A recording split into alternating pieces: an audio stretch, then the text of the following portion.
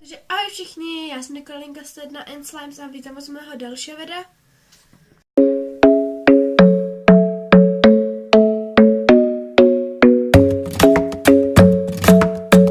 No a dnešní video bude teda zpět ombre slime, ještě nikdy jsem ho teda nevyráběla a ještě ani nevím, jaký barvy si udělám, ale první si vyrobíme ten sliz.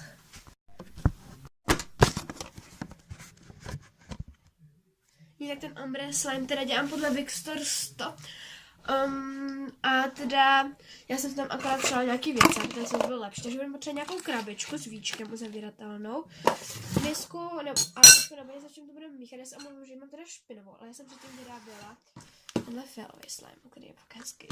A potom pěnový mýdlo, prý na lepší texturu, prostě na kontaktní čočky, lepidlo, mám od Craftland PV aglu, pěnu na holení, a já mám jako aktivátor s roztokem ještě prací prašek smíchaný s vodou, tělové mléko a teda nějaké 2 barvičky.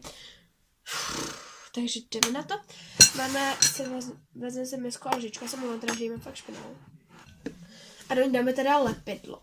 Tenhle sliz bude docela velký, takže dáme hodně. To kolko jsem tam toho kydla. No. Já si trošku ještě odleju zpátky, protože tohle...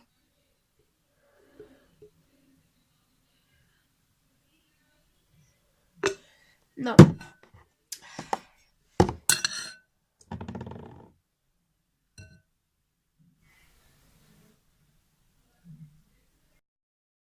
Šance s tím, že to vyjde. Dobrý, necháme to radši tak. Mám tam teda lepidlo. Teďka dám pěnu. Já nevím, nějak to nedělám asi přesně podle ní. Ale prostě...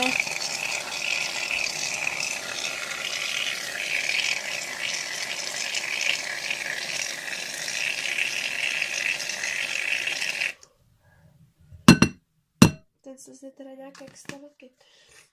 To nevadí. A promícháme.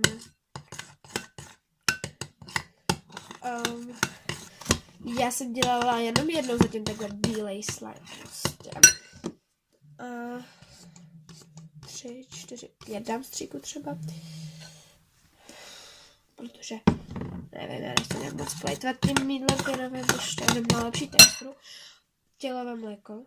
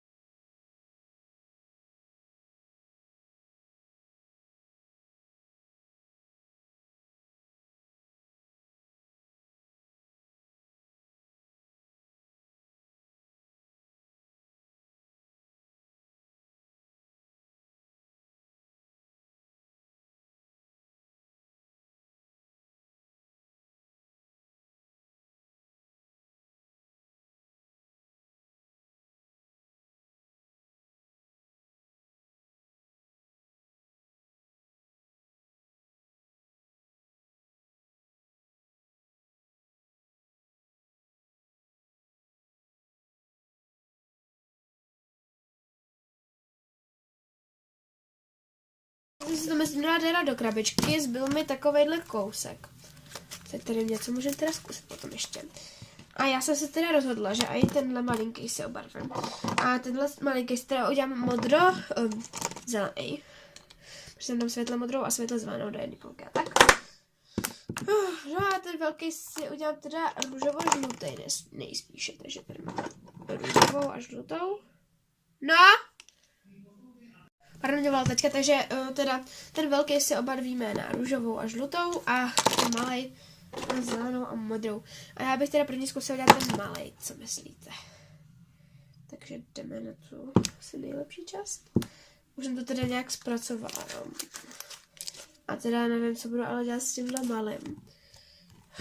Fuj. Takže se rozdělíme na podobně velký poloviny. Zkusím asi první na tom malinké, fakt.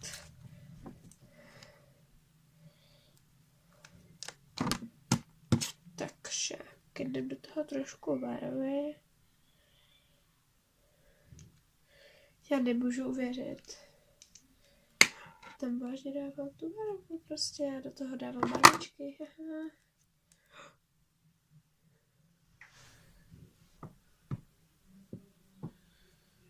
No prosím, já tu s ním riflích. Tady jsou z Orsay.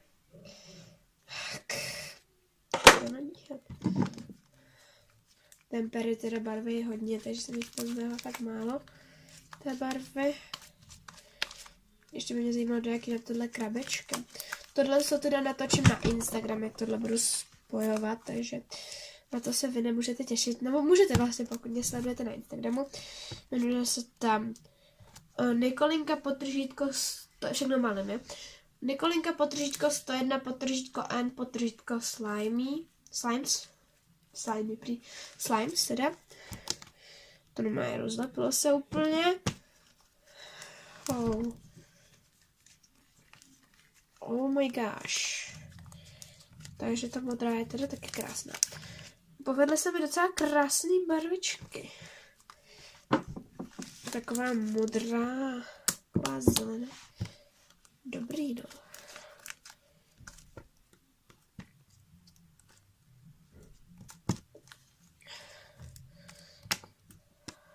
No a teďka jdeme teda k tomu velkému. Nebo na ten velký spíš. Teď jsem si dala už tady stranu.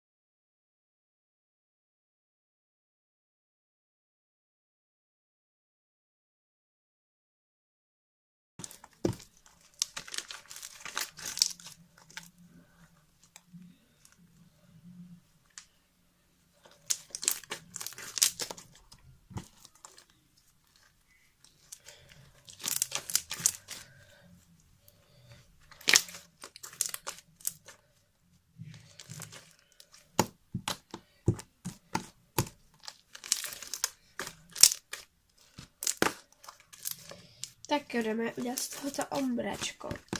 No a konečně se mi to tam povedlo naskládat, jo.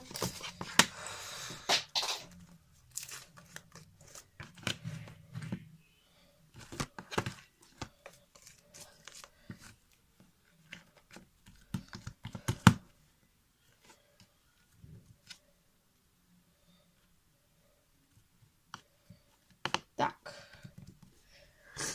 Máme to tam, kde mám víc tady.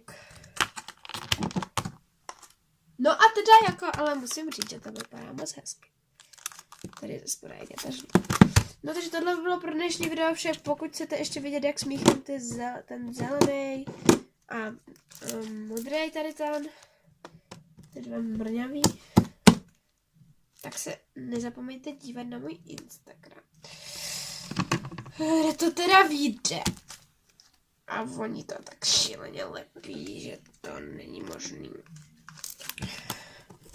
Já tady vylepím ještě do toho ten roztok. Takže tohle by bylo pro dnešní video. Pokud chcete vidět, jak tohle zamíchám, tak si koukněte na Instagram. Pokud chcete vidět, jak tyhle vlastně zasmíchám, tak se taky opět musíte kouknout na můj Instagram. Máte ho v popisku, vám toho tady někde napíšu teďka.